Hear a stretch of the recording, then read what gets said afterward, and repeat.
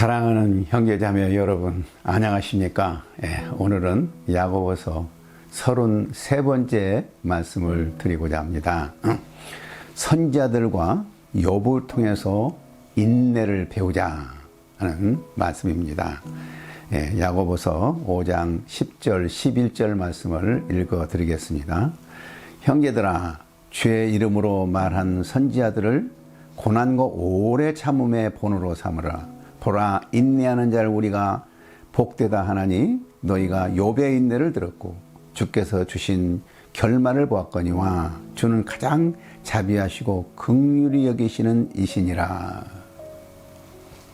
지난 시간에 우리는 오래 참음의 본으로서 농부들의 삶을 살펴보았는데, 오늘은 또 인내의 본으로서 선지자들과 욥의 인내를 우리가 본으로 배우고자 합니다.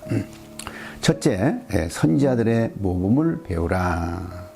10절 말씀에 형제들아, 주의 이름으로 말한 선지자들로 고난과 오래 참음의 본을 삼으라. 선지자들은 주의 이름으로 말하는 자들입니다. 주의 이름으로 하나님의 일을 말하는 선지자들에게는 고통이 많이 따릅니다. 왜냐하면 백성들은 하나님 말씀 듣기를 싫어하는데 선지자들은 하나님 말씀을 전해야 하니까 고통이 심하죠. 특별히 백성들은 누가 죄를 지적하면 싫어하고 자기들에게 마음에 맞는 얘기를 하는 사람은 좋아하죠. 그래서 거짓 선지자들은 백성들이 듣기 좋아한 말만을 함으로써 백성들에게 인기를 얻기를 원합니다. 그러나 참 선지자들은 하나님의 말씀을 전함으로써 고통을 많이 당하지요. 예를 들면 하나님은 예레미야를 통해서 이렇게 말씀하셨습니다. 이스라엘 백성들로 하여금 바벨론에 항복하고 바벨론에 내려가서 바벨론의 왕의 멍에를 메고 그를 섬기고 그 땅에 머물러 밭을 갈며 거기서 살게 하리라. 하나님의 백성으로서 바벨론에 내려가서 그들에게 섬기고 살라니 참 그들의 생각은 맞지 않아요. 그래서 많은 거짓 선지자들은 이것은 말도 안 되는 얘기다. 절대로 바벨론 내려가면 안 된다. 그러니까 그런 선지자들의 말을 듣기를 원해요. 그러나 바른 말을 하는 예레미야는 말로 다 할 수 없는 고통을 당했습니다. 또한 백성들은 아무리 많은 죄를 지었음에도 선지자들이 그들의 잘못을 지적하면 아주 싫어하고 또 선지자들로 하여금 자기들을 괴롭게 하는 말을 싫어해요. 그래서 이사야서 30장 10절에 보면 그들이 선견자에게 이르기를 선견하지 말라, 선지자에게 이르기를 우리에게 정직한 것을 보이지 말라, 부드러운 말을 하라, 거짓된 것을 보이라.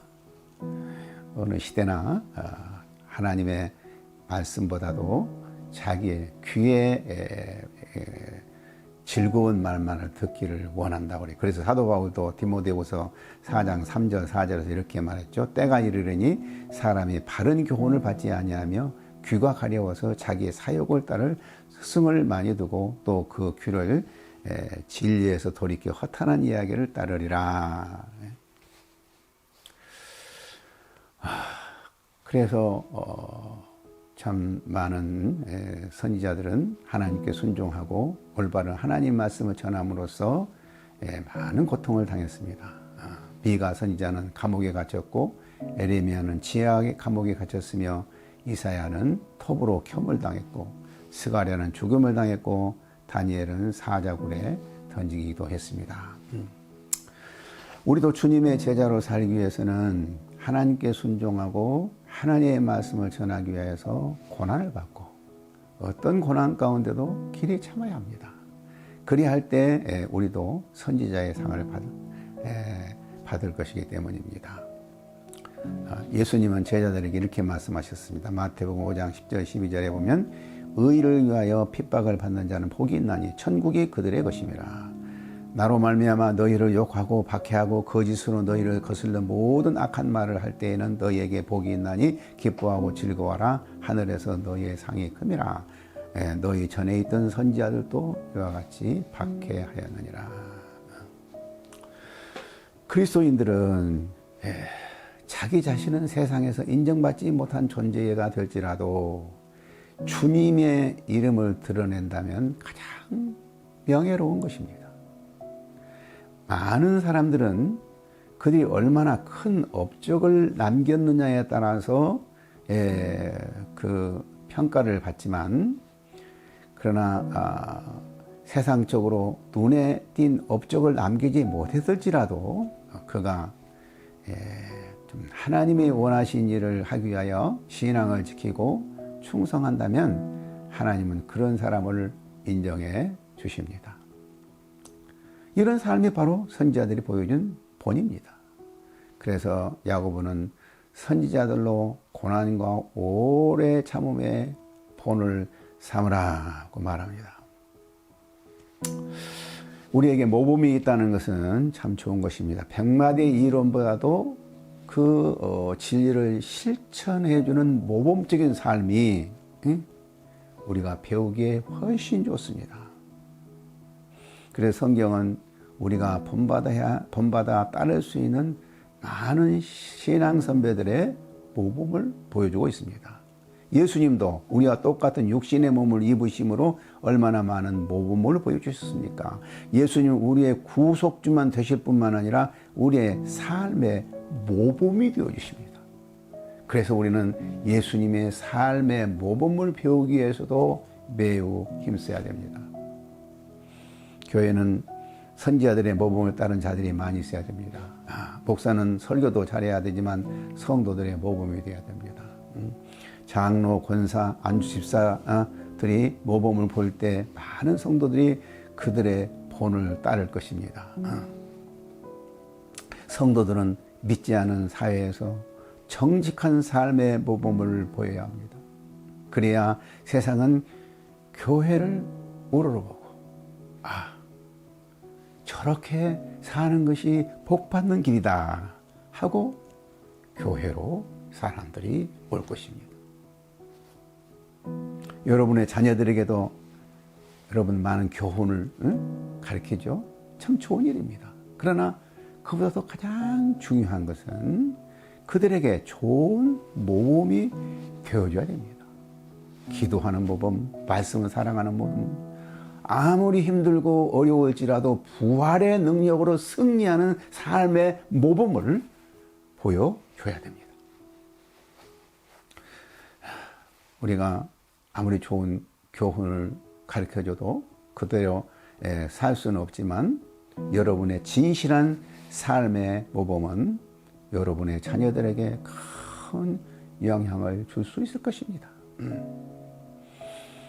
우리의 선지자들과 예수님의 모범을 따르는 삶이야말로 우리의 후손들에게 물려줄 수 있는 큰 유산이 될 것입니다. 그래서 야고보서를 제가 강의할 때 삶으로 보여주는 그리스도인이라 하는 주제를 가지고 강의를 하고 있습니다. 진정으로 우리는 삶으로 보여주는 그리스도인이 되기 위하여 고난과 오래 참음의 본을 보여주는 선지자들의 본을 따라야 할 것입니다. 두 번째로 욥의 인내를 배우라고 그랬습니다. 11절 보면 보라 인내하는 자를 우리가 복되다 하나니 너희가 욥의 인내를 들었고 주께서 주신 결말을 보았거니와 주는 가장 자비하시고 긍휼히 여기시는 이시니라.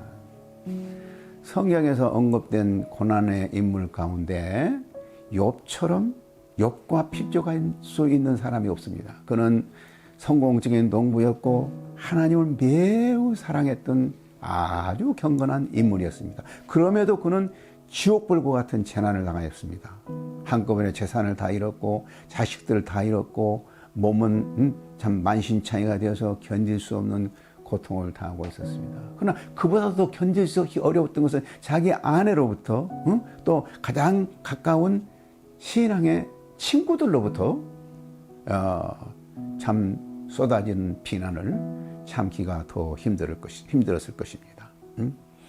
특별히 가장 가까운 친구들은 위로를 해주기는커녕 찾아와서 너는 죄 때문에 실패자라는 것을 참 강조했을 때 얼마나 참기 힘들었겠습니까? 만약 여러분이 병들어 고통 중에 견디기 힘든 가운데 있는데 친구 난자들이 찾아와가지고 너 죄를 범해가지고 그런 벌을 당한 거야. 너 회개해야 돼.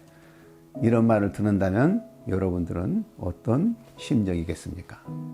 정말 견디기 어려웠을 것입니다. 아무리 의인인 욥이라고 해서 그런 말을 들어도 항상 너그럽게 받아들일 수 있었습니까? 아닙니다. 그는 분노를 말하기도 했고 폭언을 하기도 했고 회의와 갈등 가운데 고민하기도 했습니다. 그러나 욥의 인내는 불행을 견뎌낼 수 있었고 불행 속에서 불굴의 정신을 발휘했습니다.